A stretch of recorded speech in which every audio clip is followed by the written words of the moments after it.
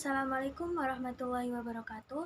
Perkenalkan, nama saya Julia Mahtum Husna dari kelas 12 IPS 1. Di sini saya akan mempresentasikan tentang politik apartheid di Afrika Selatan.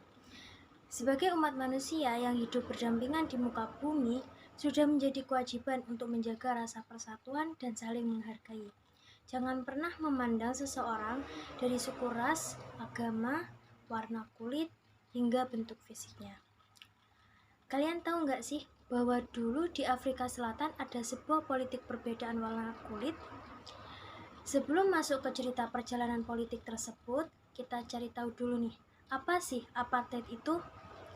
Apartheid merupakan sebuah sistem pemisahan ras yang diterapkan oleh pemerintah kulit putih di Afrika Selatan. Jadi artinya politik apartheid itu merupakan politik perbedaan warna kulit. Nah, selanjutnya bagaimana sih awal perjalanan politik tersebut muncul?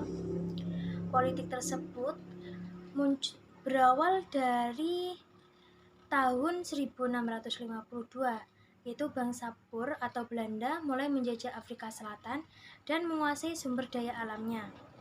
Keberadaan Boer ini terganggu dengan kedatangan Inggris yang memiliki tujuan yang sama. Terjadilah Perang Boer di tahun 1899 hingga 1902, dan perang tersebut dimenangkan oleh Inggris. Setelah Inggris memenangkan perang tersebut, mereka mendirikan sebuah negara dominion atau negara khusus dengan ketatanegaraan Inggris, yaitu Union of South Africa. Suku asli yang mendiami Afrika Selatan, yakni suku Bantu, mendapatkan perlakuan buruk dari Inggris.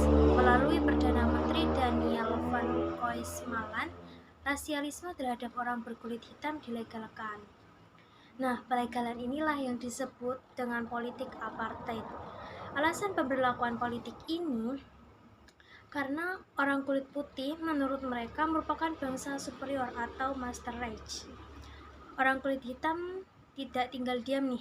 Mereka memberikan perlawanan dengan membentuk organisasi modern, yakni African National Congress atau ANC.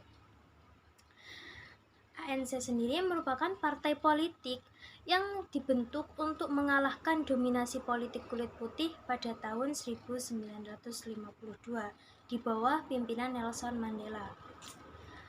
Pada tahun 1955, ANC membentuk koalisi gabungan kulit berwarna atau kulit kuning dengan tujuan menggandeng oposisi lain supaya lebih kuat. Koalisi tersebut berhasil mencanangkan freedom character atau kemudian menjadi program perjuangan ANC berikutnya.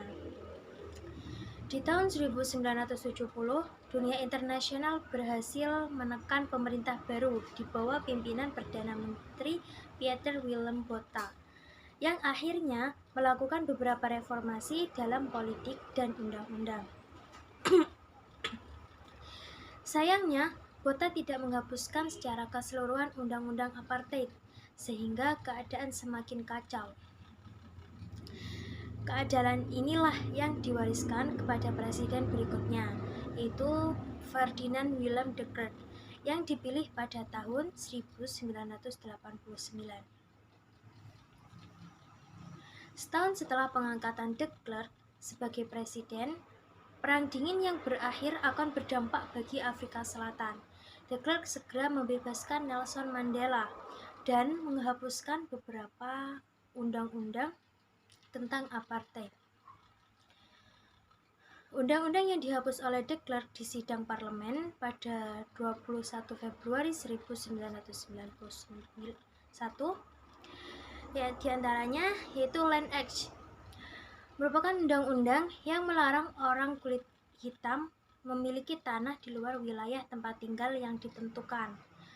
Group Areas Act, yaitu undang-undang yang mengatur pemisahan tempat tinggal orang-orang kulit putih dan kulit hitam. Selanjutnya merupakan Population Registration Act, yaitu undang-undang yang mewajibkan semua orang kulit hitam untuk mendaftarkan diri menurut kelompok dan sukunya masing-masing. Pada tahun 1994, diadakan pemilu antirasial pertama dan hasilnya Nelson Mandela serta ANC keluar sebagai pemenang. Kemudian, pada tanggal 10 Mei 1994, Nelson Mandela ditetapkan sebagai presiden kulit hitam pertama di Afrika Selatan. Sekian presentasi dari saya, kurang lebihnya mohon maaf. Terima kasih. Wassalamualaikum warahmatullahi wabarakatuh.